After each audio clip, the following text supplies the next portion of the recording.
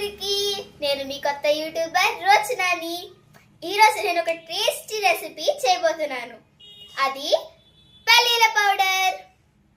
దీన్ని మనం దోశలోకి టేస్టీగా యామీగా తింటాం. ఓకే, ఇక వీడియోలోకి వెళ్ళిపోదామా?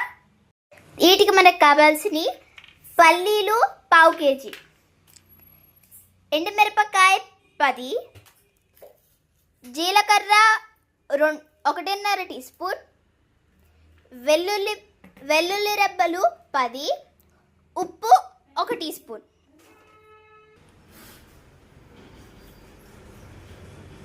ఇంకా మెటీరియల్స్ చేద్దామా? అది సరి పౌడర్లో చేద్దామా? రండి, కమ్.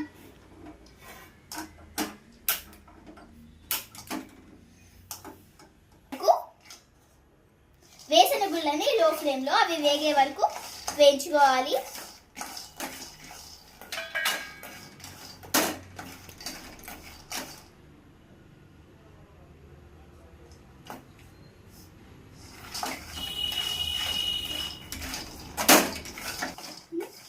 వేసిన గుళ్ళని సిమ్లో పెట్టి వేగే వరకు వేయించుకోవాలి.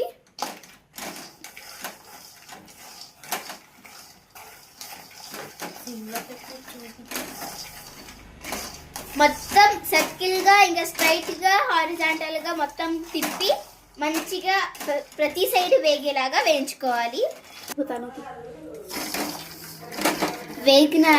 వేగాయి తర్వాత ఇప్పుడు మనం కొంచెం స్మాష్ చేసుకున్నవి రెబ్బలు వేయాలి.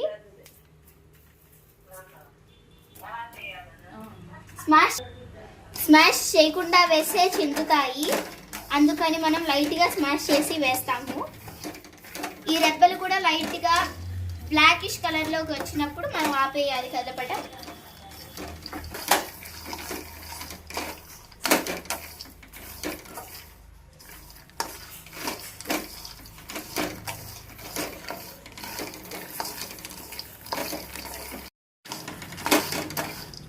ఈ మిక్చర్ వేగాక పక్కకి చల్లార్చుకోవాలి. పక్కకి తీసుకుని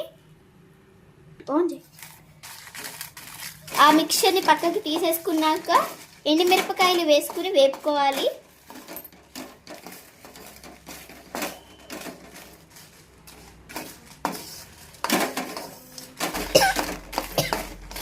రెండు నిమిషాలు వేపుకున్నాక నల్లగా అవుతాయి. అప్పుడు జీలకర్రని వేసుకోవాలి. దీన్ని కూడా 2 నిమిషాలు వేపుకోవాలి. ఈ అంతా మిక్చర్ని ఒకసారి చల్లార్చుకోవాలి, బాగా చల్లారే వరకు. తర్వాత మిక్సీ వేసుకోవాలి. నేను ఇందాక చెప్పాను కదా జీలకర్రని 2 నిమిషాలు చేసుకోవాలని. ఒకవేళ మీ పెనం వేడిగా లేకపోతే 2 నిమిషాలు చేసుకోవాలి. చాలా వేడిగా ఉందంటే అవి వేడెక్కే వరకు చాలు. మిక్సీ పట్టేటప్పుడు 1 టీ స్పూన్ ఉప్పు కూడా వేసుకోవాలి మనం. టేస్టీ పల్లీల పౌడర్ రెడీ. దీన్ని యూస్ చేయడానికి స్టోర్ చేసే ముందు ఇది చల్లారాక దీంట్లో ఉన్న గడ్డలని ఈవెన్గా స్మాష్ చేయాలి. ఇది మొత్తం ఒకే పౌడర్లా అయ్యాక దీన్ని ఒక గ్లాస్ కంటైనర్లోకి స్టోర్ చేయాలి. దీన్ని మనం వేడి అన్నంలోకి లేదా అట్టు, ఇడ్లీ ఇంకా మిగతా టిఫిన్లకు కూడా యూస్ చేసుకోవచ్చు. ఇది అప్పటికప్పుడు టేస్టీ ఒక రకమైన పచ్చడిలా యూజ్ అవుతుంది.